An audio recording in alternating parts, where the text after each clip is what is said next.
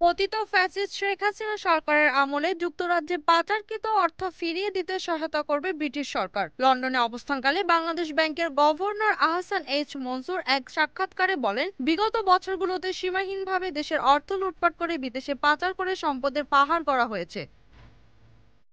তবে দেশের অর্থ ফিরিয়ে নিতে অন্তর্বর্তী সরকারের প্রধান ডক্টর মোহাম্মদ ইউনূস বদ্ধপরিকর। সেই লক্ষ্যে কাজ করছে সরকারের সংশ্লিষ্ট দপ্তর। এজন্যই বাংলাদেশ ব্যাংকের একটি টিম ব্রিটেনে গিয়েছে। বৈঠক হয়েছে ব্রিটেনের পররাষ্ট্র, কমনওয়েলথ ও উন্নয়ন বিষয়ক মন্ত্রী ক্যাথলিন ওয়েস্ট সহ সিভিল সোসাইটি বেশ কয়েকটি মানবাধিকার সংগঠনের সাথে। পাচারকৃত বিপুল অর্থ ফিরিয়ে দিতে বাংলাদেশ সরকারকে সকল ধরনের সহযোগিতার আশ্বাস দিয়েছেন সবাই।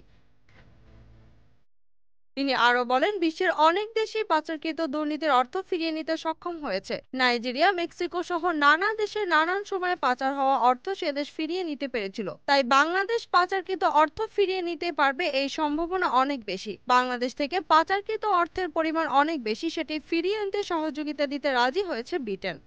Z news, Dhaka.